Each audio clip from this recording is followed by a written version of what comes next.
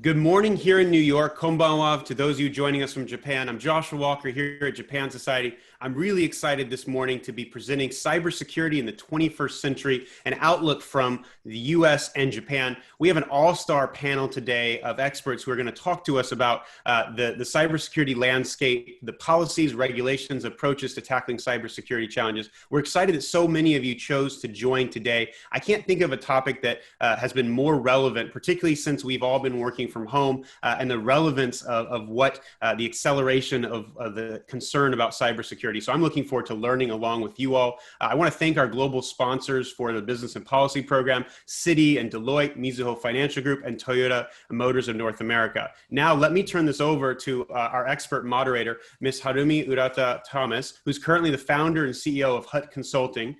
She specializes in advising companies on taking innovation and changing their way of thinking about success in business. And she also speaks in numerous venues and events on subjects, including all the things we're going to talk about today, from cybersecurity, AI, and blockchain. So without further ado, let me turn this over to Harumi to introduce our panel and to kick off our conversation today. Harumi-san, thank you and good morning to you.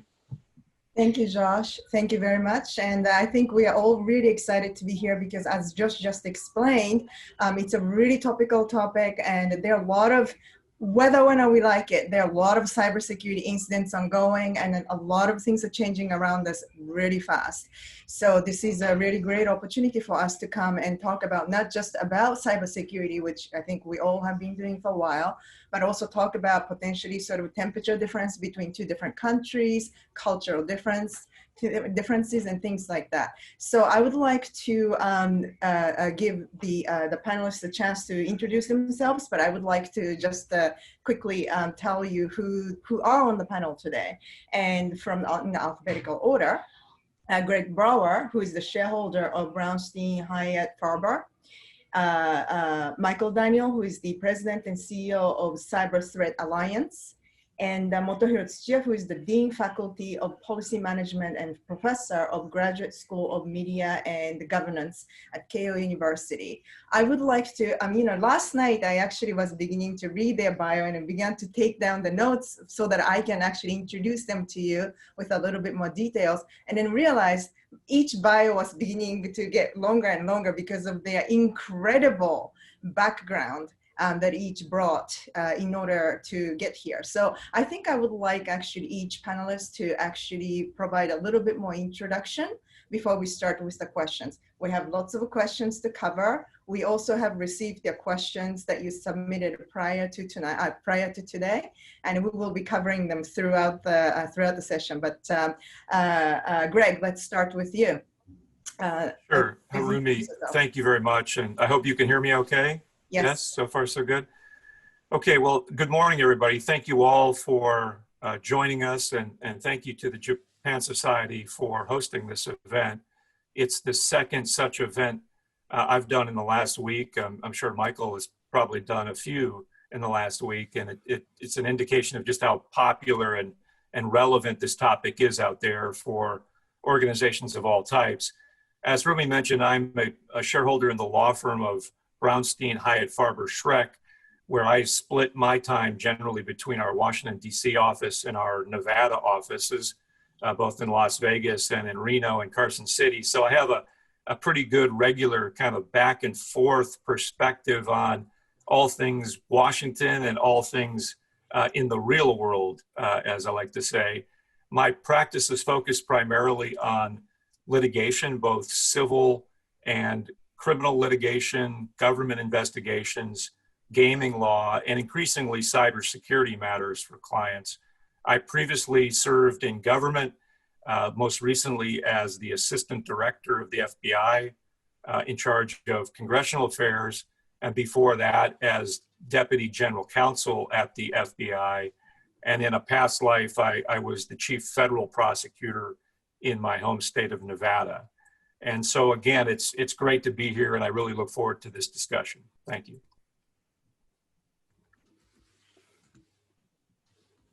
Well, good morning, everyone. Good evening in Japan. I'm the president and CEO, as Harumi-san said, of the Cyber Threat Alliance, which is a consortium of 27 cybersecurity companies that share threat intelligence with each other in both an automated fashion and in a human-to-human fashion.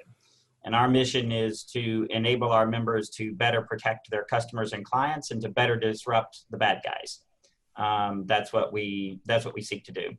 I served for 4.5 years as President Obama's cybersecurity advisor, as the White House cybersecurity coordinator. And prior to that, I spent 17 years at the U.S. Office of Management and Budget, which is a White House organization that basically oversees the finances for and the budgets for the U.S. government, where I spent most of my time working on national security and intelligence programs. That's how I got into cybersecurity back in the mid-2000s. So I'm very much looking forward to this discussion today. I think it is a very timely topic for us to be discussing.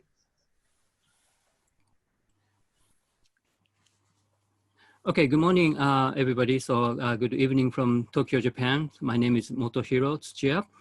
So this is my second appearance at the Japan Society's event. I don't remember exactly when it was, but maybe 20 years ago. So I talked about pop culture, so Japanese pop culture. So it was a peacetime. But probably after that, I spent 1 year in Washington, D.C. It was the time of 9/11. So my apartment was quite close to the Pentagon. But on that day, I was in San Francisco for a conference. And I couldn't go back to Washington for a week. So that experience changed my career, actually. So I was looking at the brighter side of the internet, but I'm watching TV for a week and I'm reading newspapers. I realized bad guys are using the internet. So cybersecurity might be a big thing. So after that, maybe 19 years, so I'm looking at the darker side of the internet. So I'm interested in cybersecurity. I want to know how to protect us, how to protect our nation. So it's a very difficult policy task. But so I'm just a scholar, so I have no experience to work for the government. But so sometimes I help the Japanese government to make a policy. For example, 2 years ago, I was involved in the drafting of National Defense Program guidelines. So we made a one step forward for cybersecurity. So if possible, I want to share that kind of experience. Thank you very much for having me. So Harumi-san, thank you. Okay, thank you. What an incredible compilation of the the credentials that all these three panelists bring. And I think we all do remember where we were on September 11th, the date happened. I was actually working in downtown of Manhattan. So I actually, unfortunately, saw everything as it happened. It's something to talk about. Probably that's where I became really serious about the security business of all the sort of technologies that we can get involved in. By the way, I'm just a private citizen. I'm not even a faculty. So I'm always on the recipient end of the policies, so to speak. So as I was saying earlier, we have received several questions from the audience prior to the event. And I have read them all, and basically they kind of boil down to a couple of different points, which we will try to sprinkle through the questions that we will be asking at the end. We will be asking throughout the session. So hopefully we will be able to cover it before the session is over today. So let's dive in. And I think for a session like this, we actually need to bring a big picture together so that we know where we stand. Always, when you have a problem, right, knowing where you are, knowing what your problem is how you actually tackle the problem. So let's lay out what kind of cybersecurity scene or security scene we are sitting today. So let's start with Greg. Let me ask you this, like, what kind of cybersecurity issues have you seen when COVID-19 just started? And now we have to start from here. I think the way we work, the way we think about security changed a lot. And that really kind of goes back to what happened at the beginning of this year. are they very different? Are we sitting in a very different scene prior and post when this whole thing started? So let's start with you, Greg. Sure. Thanks for that question. I don't know that there's a big difference in reality between what organizations should be concerned about in terms of cybersecurity and privacy today versus 6 months ago. But there are, of course, some differences in our day-to-day lives that do implicate these issues. One is, I think, a significant increase in our reliance on technology and remote technology. For example, the simple example of this very discussion, it was originally supposed to be in person in New York, where we would all be in the same room. I expect that some people in the audience would have been able to access remotely, but predominantly it would have been a live event. And of course, today we're virtual. And that's the way all organizations are operating every day. Everything from routine weekly meetings to bigger events. It's all virtual. And so the increased reliance on technology obviously poses certain risks and creates certain issues in terms of the security of those events. So there is a bit of a difference in that regard. I've also noticed, I think we've all noticed that organizational employees, whether it's the CEO or the most junior level employees, are all increasingly using technology to get their jobs done day to day. And in some cases are using their own personal technology, not their employer's technology. And that poses certain increased vulnerabilities and potential cyber risks. And then just the shift towards telework generally is just changing the way we interact with one another. 6 months ago, if I had a question perhaps for someone in my billing department relating to a wire transfer, I might get up from my desk and go down the hall and talk to her about that. Now we're all virtually communicating, and that face-to-face interaction and face-to-face verification of facts in some situations is not happening. And so we're relying on technology in an increased way. And then finally, I'll just observe that with respect to privacy, there are new privacy issues that are becoming increasingly important, I think, because of COVID, not so much in the storage of customer data or patient data for some industries, but just in terms of our increasing interest in monitoring visitors' health status before they enter our buildings, for example, and asking questions about their health status in a way that we've never done before. So I think all of those things are different, but the underlying fundamentals of cybersecurity and privacy, I think, largely remain the same. Thank you very much, Greg. I do remember when this just started, I mean, we casually use the laptops, the phones to communicate with remote people. But I know indeed when we went into lockdown and everybody was forced to work from home, no corporations were kind of prepared for this. Every 100% of the employees working from home kind of situation. And I know that every inventory on the hardware side that computer stores had, refurbishment stores had, just went empty in just a matter of seconds. So this actually, I think, brought a lot of like different sort of challenges that we wouldn't otherwise have faced front and center for us to kind of face. So Moto Hero, I mean, because this is a Japan Society event, we do have to talk about Japan a little bit more specific. So what is the current cybersecurity situation in Japan? What types of cybersecurity risks are most common over there? And do you see them much different from the rest of the world, if within what you know? Okay, thank you. These days we are wearing face masks for the coronavirus almost everywhere. So it's very hot, still hot in Tokyo. About 99% of the people on the street are still wearing a mask. So because we have a strong social pressure. So if I don't have a mask in a train, so everybody's looking at me. So why you are not wearing a mask?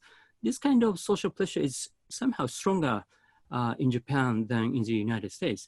So hacking is same. So if you are victim of cyber attacks, so you will be criticized, blamed.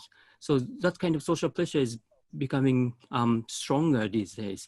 But so as Greg said, so we have teleworks and tele-education. And so at home, families using the same kind of sharing a Wi-Fi and sharing sometimes computers. And so those kind of Wi-Fis and computers have vulnerabilities. And so those kind of vulnerabilities are becoming wider and many more. So it's all over Japan, actually. And so the government is doing very new type of experiments. So they are trying to detect the IoT devices. IoT is Internet of Things. So the government laboratory is sending ID and passwords to IoT devices all over Japan. And they're checking if it works or not. So if the government laboratory identifies vulnerable IoT devices, so they send a notice to owner of the IoT device. But it's invading people's secrecy of communication. So the government laboratory is hacking everybody's IoT devices at home. So we say we change the law and we made it possible for government laboratory. I cannot do that. But so specific government laboratories can do that. So because we are feeling the rise of vulnerabilities all over Japan in households and in companies, so we have to be very careful. And actually we are having some incidents, including Honda. So Honda was hacked because they had a telework at home. So those kind of things are happening. But we are still social pressures. If I were a victim of hacker, I wouldn't want to say about it in the public. I said we should not blame victims. So we should blame the attackers, but it's quite difficult to identify attackers. That's why the victims are blamed. So it's not a healthy situation, but it's a kind of tension in the Japanese society these days in terms of cybersecurity. That's a really interesting point that you're bringing up, because I think, in the many sort of like a sort of more cybersecurity professional world, I think it's becoming more and more about getting hacked is something that we almost take for not granted, but it's something that, I mean, every day you find somebody who are getting hacked, and it's not even the like individuals, the small companies, the large companies, small companies, all the same, right? I mean, we always say hackers don't go to sleep, whereas we do. And we only do the upgrade like once a quarter of all the systems and security systems, but they are constantly, every day, every second, trying to hack all of us. So I think that's a I think interesting thing that we're going to be kind of monitoring. It's who is to be blamed. We obviously want to find the hackers, but how do you really find the people who are hiding somewhere in Antarctica and never go to sleep? Whereas we have our own limitations. So I think it's a really interesting point. Also, like a social pressure that you mentioned, that's really interesting one too, because here in the US, I think things work a little bit differently, especially in some states. So how many % of people are wearing masks in New York City these days? New York is actually not too bad. And the New York corona rate, I think, has gone down to 0.8%. But I do believe, Greg and Michael, please feel free to jump in, but I think it's a unique state rather. And more states actually have a little bit more freedom. I'll just use the word freedom. It varies a lot across the United States as to, where you see masks and where you don't. Yeah. Yeah, if it's for those unfamiliar with the U.S., and so those from the U.S. will, I think, relate to this. Those from elsewhere may find it interesting that in out west in the western United States, particularly when you get into more rural areas, there's more of a reluctance to wear masks, not just because in some places the rate of infection is lower. It is in some, it is not in others, but there's a sort of a Western, traditional Western rejection of anything the government wants you to do, right? Mm. And so it's just kind of this visceral rejection of following the rules, and it's a problem that's real, and it's a problem that's causing some increasing rates of infection in some parts of even relatively rural parts of the United States. Yeah. Sorry, go ahead. Yeah, that's a big cultural difference actually. So it's not mandatory in Japan. So people are recommended to wear a mask, but everybody's wearing a mask. So it's very different between Japan and the United States, I think.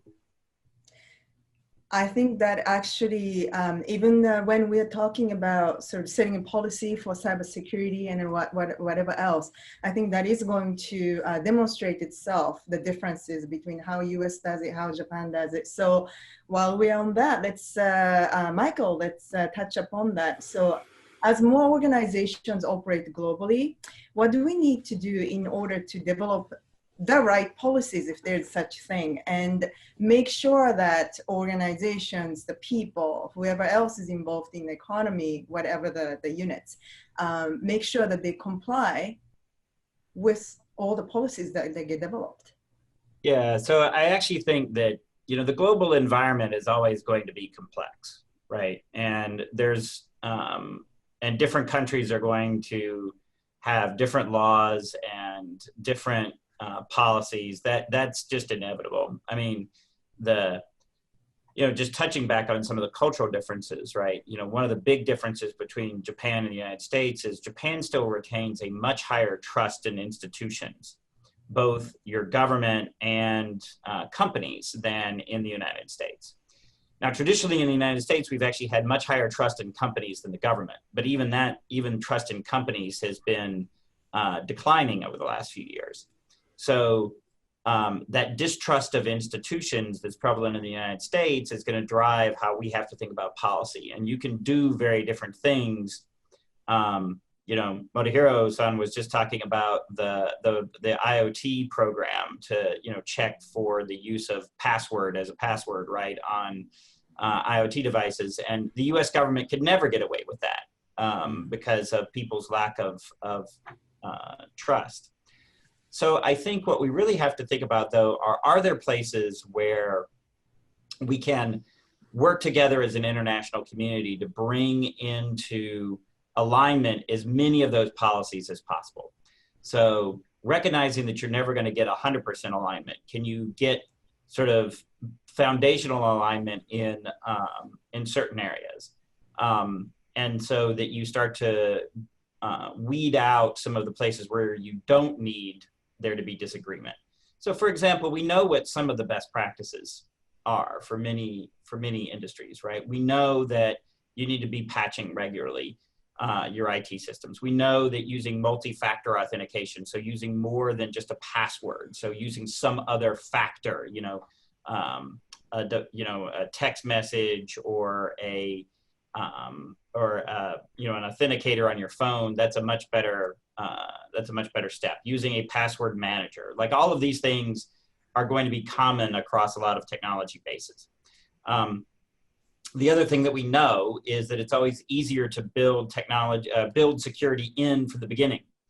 So to the extent that you can require that certain bad practices be avoided, for example, hard coding administrator passwords into devices, that's a good thing, because that will, by doing those things, you can actually raise the level of cybersecurity pretty considerably without sort of imposing huge burdens. Thank you, Michael. So you actually brought up a very interesting point. At least on the US side, the corporations traditionally have been trusted more than the government. And that coming from you with your background, that's a huge point to be made. So Greg, I would like to ask a very simple but also like loaded question. So in your opinion, where does the private entities in this really responsibilities start and end. I mean, if, especially operating out of the part of the world where corporations are more trusted and probably have infinitely more power than they do in some other nations. So corporations and I think organizations of all types really have at least a twofold responsibility. If we're talking about responsibility for cybersecurity and related privacy issues, the first responsibility is to their members, their clients, their patients, whatever it is, depending upon the organizational mission. And so if it's a hospital, for example, that hospital has a duty to maintain patient records in a way that are not vulnerable to cyber attack. If it's a retail operation, that organization has a duty to its customers to keep their credit card information secure. And the other responsibility, I think, increasingly is to comply with whatever applicable federal and state and local laws that apply. And the two go hand in hand, of course, because the reason generally behind the laws and the regulations that apply in this area are the reason is the protection of citizens, of consumers, of patients, et cetera. And so corporations, businesses, organizations of all types are really, getting it from both ends. It's the demands on the part of their customers, which are very real and can cause legal liability if not met in a careful way, and the increasing government scrutiny and regulation. And so putting those two things together, organizations have tremendous incentives to constantly increase the state of their cybersecurity and their privacy, the maintenance of privacy, private data that they hold. And so, putting those two things together has so far and likely will continue to cause organizations to do their very best to stay on the right side of these issues. Great, thank you for that. Thank you.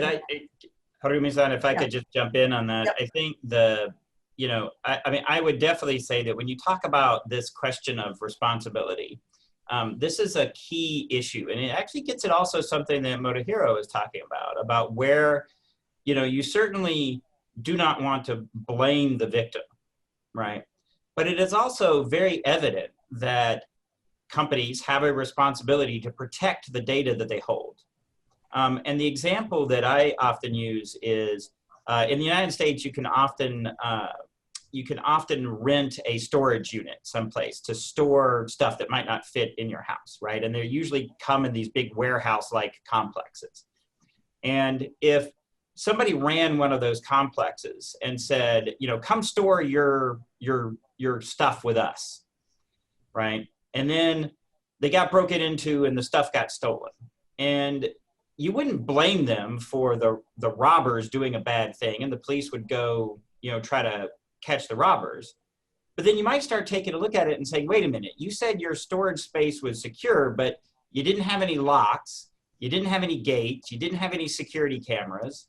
Well, maybe we actually can hold you liable for not employing the best practices for preventing somebody from breaking in and stealing stuff. Now, if you had all of those things, and somebody like Tom Cruise and the Mission Impossible crew broke in, well, okay, that's a different story, right? But I think that there is a balance between not blaming the victim and still holding people responsible for employing known best practices to protect their data and to protect their business operations.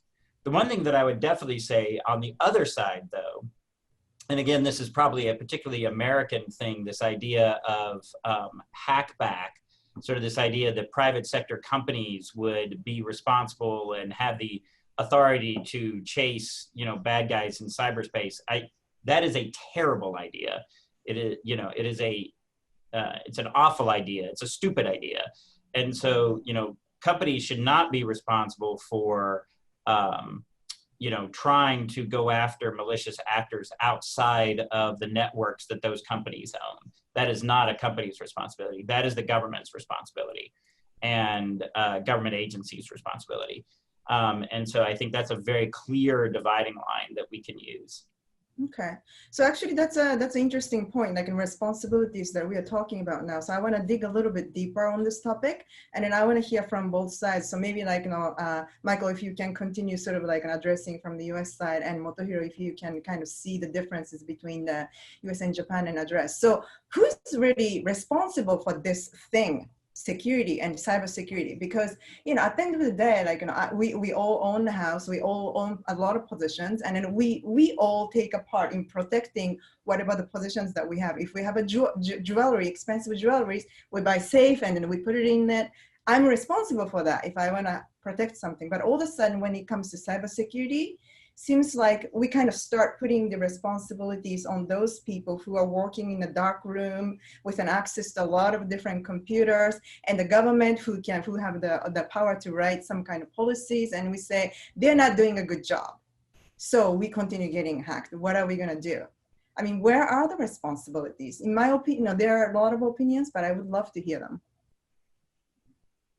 So may I respond? Okay. Yeah.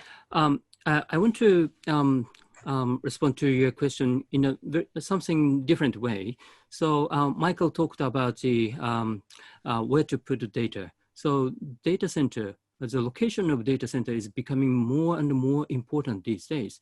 So people say cyberspace is something over there. So it's not floating in the sky at all. So cyberspace is a combination of your mobile phone, computers, and so communication channels and data centers. But now, so people are talking about the location of data centers. So because some governments talking about data localization. So that's why, Amazon, Microsoft, and many other cloud service operators are putting more and more data centers all over the world. So Japan is an island country. So we are very easy to identify Japanese cyberspace. So it's inside of the undersea cables. So we say, so this is a physical existence of cyberspace inside Japan. So our sovereignty over these facilities. But people say, so no, data is something over there. We should not talk about the facilities. But so some governments say we have to put our data inside our country. So this kind of location, geopolitics, geoeconomics, or geotechnology of data is becoming more and more important. So respond to your question. So who is responsible? Maybe some governments might be responsible, but some cloud operators or internet providers might be responsible. But finally, we as individuals must be responsible for our data. So I have to choose my ISP, I have to choose my career, so I have to choose where to put my data. So it's quite a difficult question. So it's not the safest way to put all the data in my computer only. So we should put some data to cloud services or keep it in the external hard disk drive. I'm not sure, but so we have to think about by yourself. It's quite important. Who is responsible? That's a good question, actually. And I mean, I think from my perspective, it's a combination, right? And this is one of those issues that it plagued the U.S. government, and in my conversations with my counterparts in the Japanese government when I was in government, it was a question that arose in the Japanese government context as well. But when you try to ask the question, should we put one person or one entity in charge of cybersecurity? That's just not going to work. Because cybersecurity pervades so many aspects of our lives. And so when you talk about responsibility, it's actually a shared responsibility. And so what we're trying to work out, right, from a kind of global standpoint, is how are we going to share that responsibility? And how are we going to allocate it? And what allocation of responsibility do we want individuals to have? What part do we want organizations to have, and what part do we want governments to have? And this is where we will come back to the cultural differences that you were talking about, that we've been talking about so far, which is that different countries are going to arrive at different allocations of that responsibility, driven by not only their culture, but their geopolitics, and in relation to their neighbors. And so I think that is, so the real question that we're trying to ask is, how are we going to allocate that responsibility? And in my view, we haven't gotten it right. And that we are still working on that policy question among the different groups. And that is one of the key policy issues that we need to, that we definitely need to work out. I will also just put in my agreement with Moto Hero on cyberspace is not some ethereal thing that is not connected to the real world. All those boxes, all those servers, all those laptops, they all live somewhere. And that is a very key issue in geopolitics when you start talking about these issues. So that's a very real issue as well.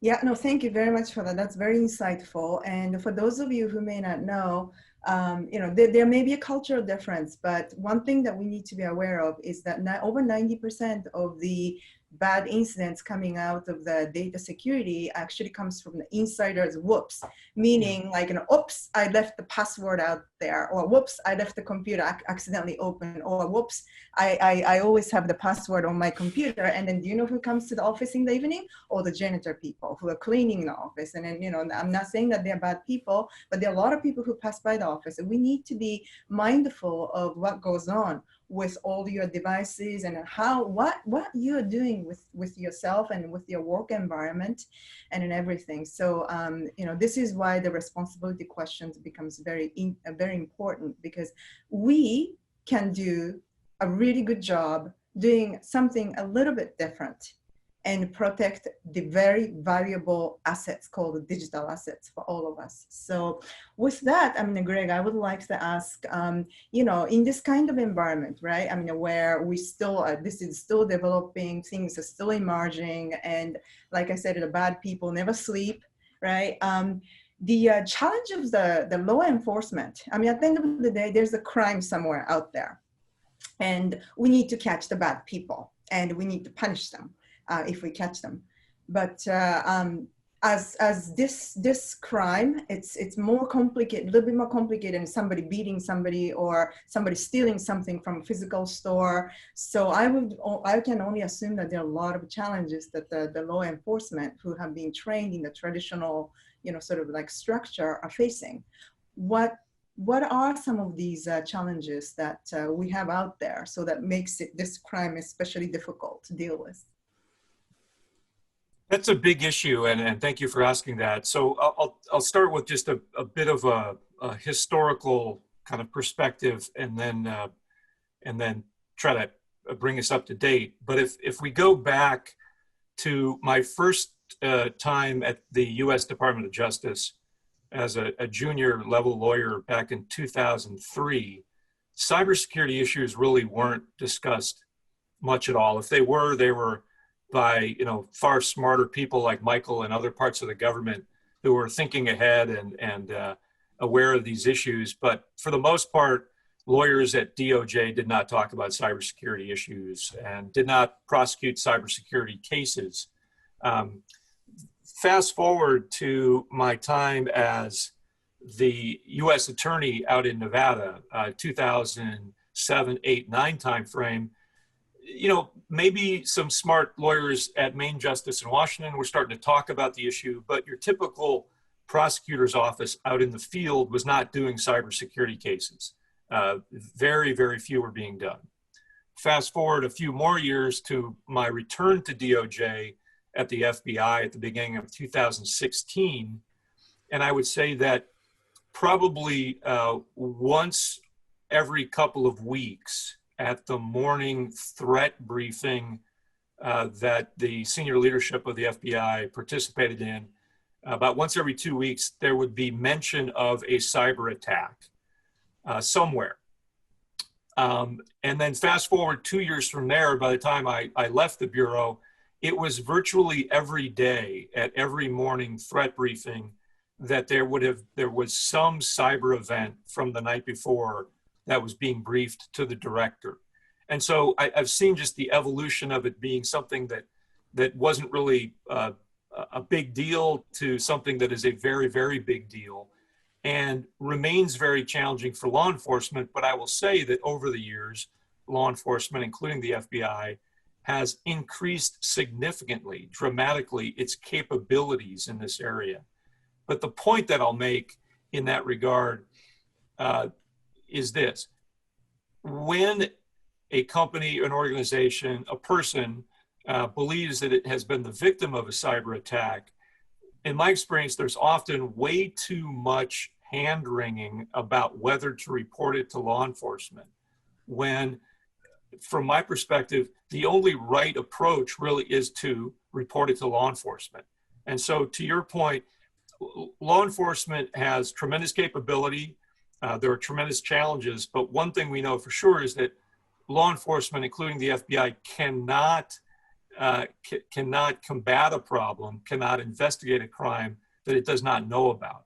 And so my pitch to organizations of all types is, if you think you have been the victim, report that to law enforcement, make it law enforcement's problem, get law enforcement's help in advising you on, in catching the perpetrator, and perhaps advising you on how to prevent it going forward. But if law enforcement doesn't know about it, they can't solve the problem. That's a really good problem. And that's a really actually good point that you brought up, because I think all of us are receiving like these funky emails with links, and some of us like may have clicked, and it may have even led into a more complicated problems than just like, you know, a few pictures popping up, or you unknowingly forwarding a lot of emails to a lot of people. But most of us end up not doing anything with it. We just kind of say, okay, we'll clean up the computer, we'll just do like the complete wipe of it, and then we'll call it a day. So that's a really good point that you're bringing up. And so thank you very much. If you think that you are a victim, or if you've witnessed the crime, cybersecurity related, please do report it to the law enforcement going forward. Very good point. Yeah. So I mean, let's go back a little bit to the policy, but also a little bit of a change of tone. And, you know, Michael, I would love to ask you this question. So I actually do render some of my service to a cryptocurrency company today. And it was one of the examples that was used as part of the description of the event also. So I have to touch at least like one aspect of blockchain cryptocurrency. As this develops, and there's a lot of money to be taken from that little technology that we have that emerged in the last 12 years.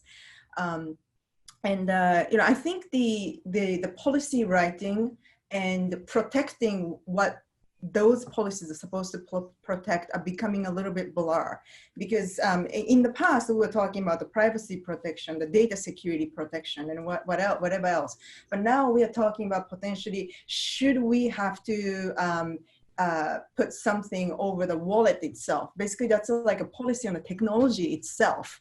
Not that it has been written yet, but I know that there's some moves that are looking into that kind of thing. So, I mean, do you think that actually the government, the policymakers, the regulators are actually able to control the technology itself, rather than sort of staying with the high-level policies over protection of XYZ? Yeah, so I think that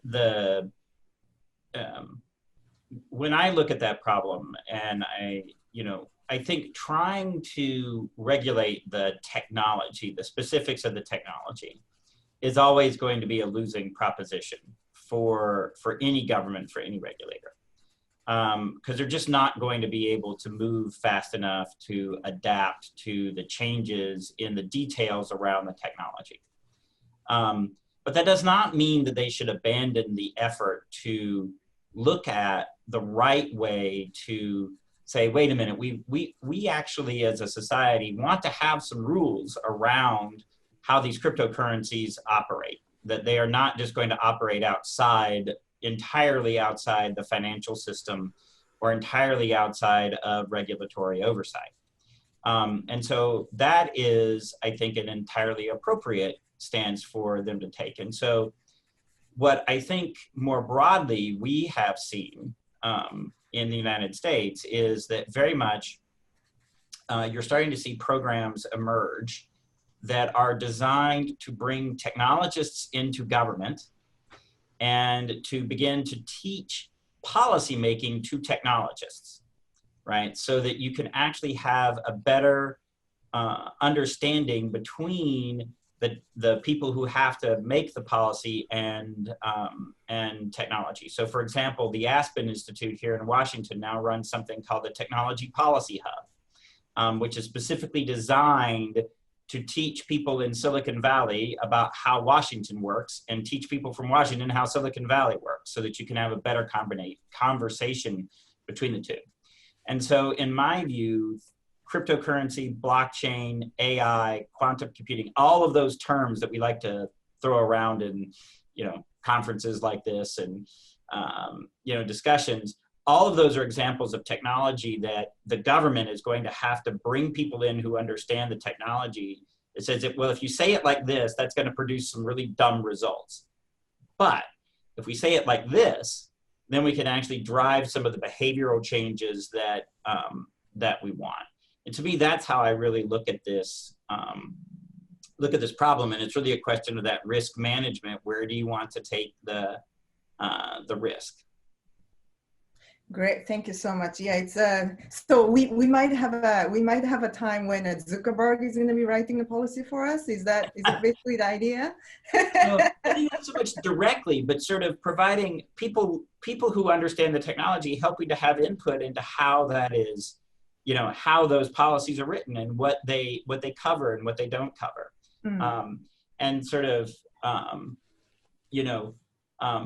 not, for example, necessarily mandating a particular, widget to be used, but instead, making sure that you're at the broader level of saying, okay, if you are going to be managing, wallets, for example, then you have to employ certain technologies to ensure authentication, or that you have to have at least this many, this size of number of participants in the blockchain so that you are not vulnerable to somebody actually being able to take over the blockchain and therefore, render the effect of the blockchain, insufficient to actually provide the protection that you want. So there are ways to do that that actually are technology smart and are largely sort of at a level removed from the, the individual widgets. But that doesn't mean you have to abandon it, the government oversight entirely. Yeah, and Michael makes such a great point. If I could just follow up on that briefly, with respect to Washington and policy in this area, our system of government in Washington wasn't really set up to be the most efficient, but with respect to cyber policy, privacy policy, it really has been a model of inefficiency in many ways. And recent hearings on Capitol Hill have shown to the world that Congress as a whole doesn't really have a good understanding of the issues. And that's not to say that there aren't a lot of really smart people in Washington, both on congressional staffs and at places like Michael's organization, the Aspen Institute that he mentioned, and other places who really are technical experts. And so Congress has that wealth of information and expertise at its disposal, but so far really hasn't been able to reach a consensus on, for example, a federal privacy type law that I think most observers think would be very useful, as opposed to the patchwork sort of system we have right now from state to state. And so, yeah, Washington needs to get a lot better in terms of getting serious about policy in this area. It's not easy, but we can do a lot better, in my view. Thank you for that really, really important point. And Motohiro, in a second, I would like to ask you, because, like technology always develops faster than policies, and Japan has been developing actually a lot of futuristic things. But before moving into that, Michael, I just wanted to ask you one more thing. And because you were just kind of like tossing all these really cool emerging technologies that we always talk about at the event like this. And while we are touching upon any of these technologies, one of the things that we always talk about as we touch upon security aspect of it is that we always talk about the data security, and we always talk about privacy protection. But one of the things that I think we kind of overlook that is very important, because we are then with the collection, whichever the society we are talking about, country, corporations, villages, whatever it is that we're talking about, right? The individuals make up that sort of society, and we need to be able to feel safe. We need to have the safety built into our society. And I think that's something that we quite often overlook. I'm sure you have thought about this as part of like being an advisor to the president and whatnot. So what are your thoughts on that one? So I actually think of them, so I think you're absolutely right that as we have connected the physical world to the digital world, right? Now you not only have security and privacy, but also public health and safety. My sort of glib answer is, it's one thing if your spreadsheet crashes or your Microsoft Windows crashes and you get the blue screen of death versus, your car, being crashed. And so we now are going to have to consider the safety aspects of this technology as well. And so I think what you're going to see is that you can build, as we evolve our technology, what we want to do is we want to build the security, privacy, and safety aspects into the technology as we deploy it. And that we want to consider those factors just like we do for physical systems. We want to build that into the digital systems as well. And so one example, is that we have traditionally on the business system side for your laptop or anything else, the default is to crash, right? Is to just stop functioning and start over. Well, that doesn't work for a lot of mechanical systems. You can't just have them stop and start over. You actually need to take a different approach, which in a lot of those industries is something referred to as graceful degradation. But I mean, in other words, that the functionality doesn't just drop off a cliff, it actually goes down at a much less steep slope until you can put the thing into a safe state, right? And then figure out how to get it all the way back up to full functionality. And so I think that those are the kinds of considerations that we're going to have to be building into policy going forward. Gary's absolutely right. We've got the privacy and the tension between privacy and cybersecurity, and trying to make sure those are mutually reinforcing. But I would say that we're also now going to have to bring in safety, literally physical safety, and make sure that that is mutually reinforcing with privacy and security as well. Thank you for the great point that you just made there, Michael. I already feel safe that knowing that somebody's thinking about the safety of this world. So Motohiro, let's go to Japan and talk about, like I was saying earlier, Japan has always been ahead of game in certain areas of technologies, came up with really fast trains or the robots that can actually kind of think and almost act on its own to a certain extent. And with it comes with a lot of security issues too. And what is Japan doing so that we can make this a little bit more into secure and safe world? I know that recently, the regime changed. Cybersecurity structure is changing. Can you give us a little bit more color of what is happening in Japan? Thanks so much. So policies develop year by year. As you said, Harumi-san, so technology develops day by day. So it's quite difficult to catch up with the technology trend. So for example, so we were talking about cryptocurrency. So actually Japan is lagged behind in cryptocurrency.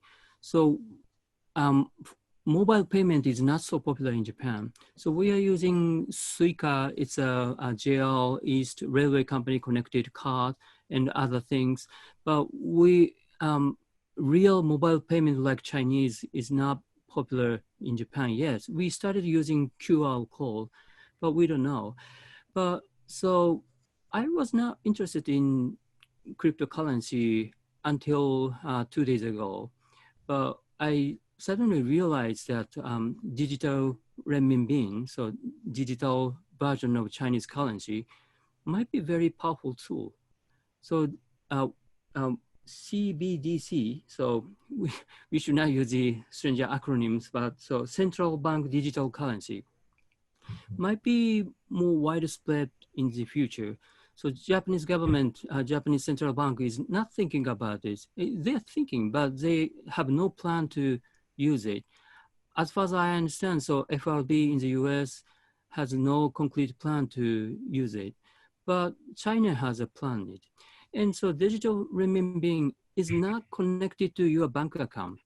So it means that people all over the world can use that. So to transfer money all over the world.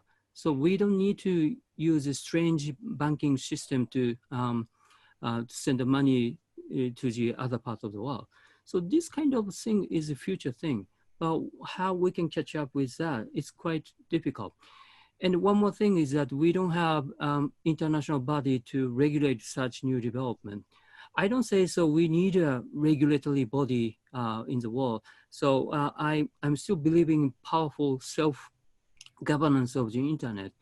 But some governments are very eager to use more government power over the internet, over cyberspace. I'm worrying about it.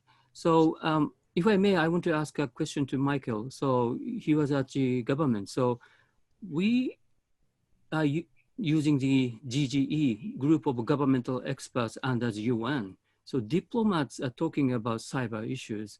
But we made a consensus report in 2015, but failed in 2017. And I think fifth round yeah, is going on in now. And can we have a better governance system over cyberspace? Or should we develop such kind of governing mechanism covering the world? Or still we divided as self-standing? I'm not sure. So what's your perspective on GGE? It may be have a report next year. I'm not sure about, so. Yeah, so now you actually have two competing groups at the UN. So not only do you have the group of governmental experts, you also have what's called the open-ended working group. Yes. And that was largely sponsored by the Chinese and the Russians. I think it was not inevitable that we ended up here, but I do believe that the track that we're on now is that you will see, in essence, a divided internet. And it will never be completely as sharp and as clear, because there'll always be some blurring at the edges. But I really do think that you will have sort of two broad flavors of the internet, if you will. You will have the version that is in the United States and Western Europe and Japan and Australia and places like that, that is more open, that is largely managed by that multi-stakeholder process that you were actually referring to, that is less government involvement, not no government involvement, by the way, but less government involvement. And then you will have the version that is preferred by the Chinese and the Russians and some other countries, which is much more state control over not just the internet itself, but the content that is on that internet. and the friction points will be at the edges. And the friction points will be those countries that try to want to have it both ways. And that will be where a lot of the struggle plays out. And unfortunately, I believe that's where the path that we're headed on. And so I actually don't have a lot of optimism about working out some of those mechanisms in the medium term. I do believe that over the longer term, there will be all countries will end up with some interest in sort of managing that tension. And so eventually we will come around to working out some mechanisms to manage the tension between those two different views of the internet and how it will work. But that is a much longer term project. And at one level, it really shouldn't surprise us given how relatively new the internet is in international relations terms. But I think that's the inevitability of where we're headed. Okay, thanks so much. So while we are here, Moto Hero, I mean, given your sort of like stance about government involvement in this issue overall, or rather like, we have to kind of more do the more sort of self-control thing kind of stance. What do you think of a Japanese sort of cybersecurity department, if you will, kind of growing, or they decided to grow it by 30%, right? I mean, what is your personal opinion on that one, if any? Yeah, our problem is that we don't have a national security agency in Japan. So some people don't like NSA in the US, GCHQ in the UK, but I want to say that those kind of people are trying to protect the United States, United Kingdom, or people in those countries. But so we lost the war 75 years ago, and our intelligence agencies were very weak these days. And the Article 21 of the Constitution, Japanese Constitution, says we have to respect secrecy of communication. So that's why we don't have strong signal intelligence agency. So we have some government department and agencies dealing with cybersecurity, but we are doing what we can do under existing laws, and we are not allowed to tap people's communication. So even for national security or diplomatic purposes, that's our weaker side. And we have a cyber defense unit under the self-defense force, but the number is still 220. So US Cybercom is more than 6,000, I think. So, and China has 20,000 or more, and even North Korea has 6,000. But we are 220. So it's very small because we are not allowed to start a war. We don't want to start a war, and we are not do a cyber attacks against foreign countries. We are trying to defend us, but we don't want to attack any other country. So that's why our unit is very small, but we should have more capable people under self-defense force, and we have to defend critical infrastructures, including power grids and water system and transportation. And so we had a very big tsunami and earthquakes 9 years ago. So we had blackout in wider Tokyo area. We don't want to experience it again. So I want to thank American people for helping us, but we don't want it again, and by cyber attacks or natural disaster. So we have to defend those kind of facilities, infrastructures. That's why I want to have more cyber warriors under the self-defense force to protect us. So it's a future plan. So it will be 1,000 quite soon, but still less than US and other countries. Gotcha. Okay, thank you very much for that.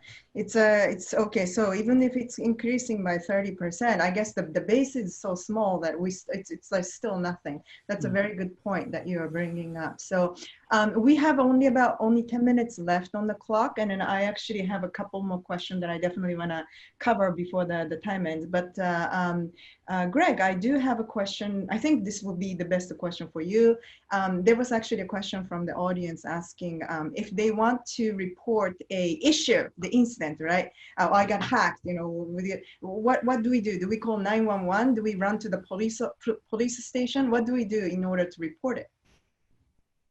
Well, thank you for that question. So let me caution everyone listening that even though the FBI in the United States is the law enforcement agency best equipped to handle cybersecurity events, the FBI, of course, can't handle every possible suspected attack that every American might think they've experienced. But focusing, so I would say that if an individual believes that they really are a victim of an attack, go to the FBI.gov website, and it's easy to navigate to the right place to report such incidents. But beyond that, for larger organizations that, because they have a sophisticated IT apparatus, they know they've been breached. They know they've been the victim of an attack or are the victim of an ongoing attack. Same thing though, contact the FBI, make a report, again, use experienced counsel to help navigate that process if counsel is involved. And I recommend that large sophisticated organizations that have been victimized use counsel to help navigate. But yes, it's basically the FBI website to begin with. There's a sub-site there that is set up to take such complaints of such attacks. And then eventually the organization will be put in touch with a real person who will request the relevant information, and the FBI will take it from there. But again, the pitch I would make is if it's not reported, if an apparent crime is not reported, that crime is likely not to be solved. And so that's the first step. Thank you so much.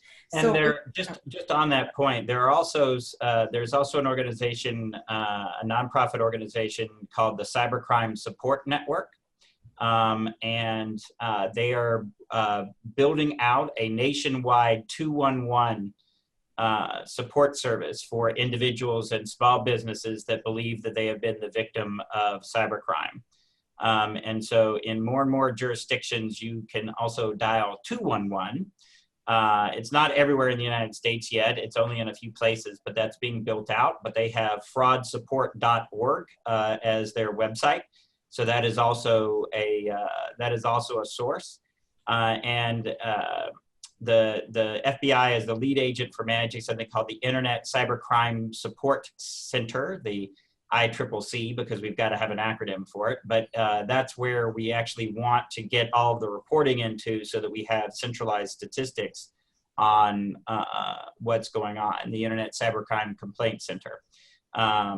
So that's also another, so those are also some other resources that are out there for people to report to. And Moto Hero, is there something equivalent in Japan, or going to the police station or koban is only the thing that individual people can do right now? Is there any like thing? Yeah, Japan has 47 prefectures actually. So each prefecture has a cyber unit actually. So if you have something, so maybe you can call them. So in Japan's case, 110, but 110 doesn't work for cyber issues actually. So you have to go online and find a better telephone number and call them. And one other thing is a JPCERT CC, JPCERT Coordination Center. So they are accepting incident reports actually. And so sometimes they can introduce a very good cybersecurity company to you. So if you have a corporate incident, they are ready to help actually. So one of my students working there, so they are very good actually. Excellent. Okay. So we have about 5 minutes left. I just want to make sure that we covered everything that have been raised from the audience side. So a lot of questions are actually implying about Japan kind of lagging the overall sort of cybersecurity initiatives. So I think we covered that through a number of questions that we addressed today. Some of the questions were asking about the overall trend. Again, I think we covered that. I think the global standard, what I think has become very clear is that there's no such thing as real global standard, although we are working towards that in what way, whatever we can, but I don't think we're gonna get there too soon. And I think how do we protect our security? This is something also addressed, but I think, you know, with the 5 minutes left on the clock, maybe I would like to go around the panel and say, like, you know, sort of what your sort of the thoughts to leave behind. What can we do really to keep ourselves safe, to keep your organization safe? What can we do? So I think we're gonna go, since I introduced the people in alphabetical order, we'll start with the other way around this time. So Moto Hero, go ahead, start. Okay. Basic hygiene and basic protection of your house is very important for your health and for your property protection. So it's same in cyberspace.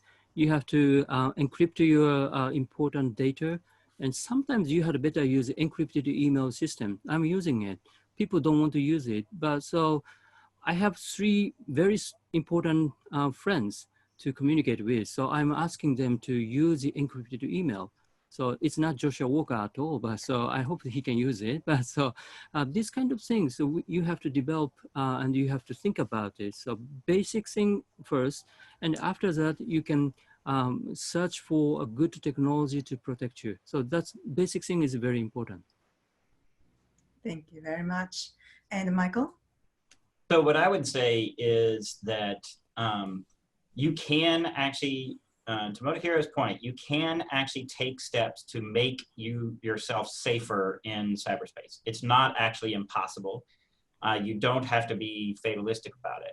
However, there is no way that you can make yourself 100% safe. You can make yourself safer. You can reduce your risk, but you can never drive that risk all the way to 0. So the other piece that I would say is you use the best practices that you can find, and if you're an organization, then you also need to have a response plan developed for what you're gonna do when you have a bad day. So just like you might, as a family, you might have a disaster response plan for what happens if there's, you know, if you live in the Gulf part of the United States, a hurricane or an earthquake, if you're on the West Coast. Just, you know, just as you have that for a natural disaster, you should have that for a cybersecurity incident. And I think really that's the way to think about this is a risk that is part of our digital lives and we just have to manage it. Thank you for that point. And Greg? Yeah, thank you very much. So in the FBI, we used to say, and I'm sure that those in the FBI still say, that there are 2 types of organizations, those that have been hacked and those that will be hacked. And so this is a fact of organizational life that we have to live with. I would say in terms of advice that I give to clients all the time, and I would just give generally, is that from an organizational perspective, don't be afraid to understand your vulnerabilities and do what it takes to fix them. Too often, the approach is kind of out of sight, out of mind. If I don't know about my system's vulnerabilities, then I don't have to worry about trying to fix them. But the reality is that every organization, I think, owes it to itself, to its customers, clients, members, and increasingly in order to be compliant with federal and state laws and regulations, owes it to itself to very aggressively and robustly evaluate its systems, determine whether or not it has certain vulnerabilities, and then spend the resources on fixing those vulnerabilities, eliminating them to the extent possible. As Michael said, there's no such thing as 100% safety and security, but it's incumbent upon all organizations to really take a realistic, self-critical look at their situation and do their best to fix it and devote the resources to fixing it. And that has to be a top-down mission from the board of directors all the way down to every single user of the system. There has to just be a very clear-eyed, robust effort at understanding the problems and fixing them. Thank you so much. And I'm just a moderator today, but I will also say a couple things here. Keep your device safe, keep your password safe. Don't just lay around, don't just keep your credit cards laying around and other sort of personal identifiable things just sitting around. Those things will keep you very, very safe on the individual basis. So I think that's a sort of parting note that I might have for some of you. And Josh, at this point, should I turn this over to you and Japan Society, or maybe we'll just say goodbye at this time? That sounds like it. So it's actually time to end today's panel. So all of you who tuned in today, thank you so much. And thank you very much for the distinguished panelists. You made my job very, very easy today. It was very enjoyable. I learned a few things throughout the panel session today too. I thank you very much for your time. And it looks like it's being recorded. So I'm assuming that the recording is also going to be released later. I'm looking forward to actually re-listening to it later on myself. So thank you very much. Thank you. Thank you very much. Yes, どうもありがとう。どうもありがとうございました。どうもありがとうございます。おやすみなさい。Good night. Good day.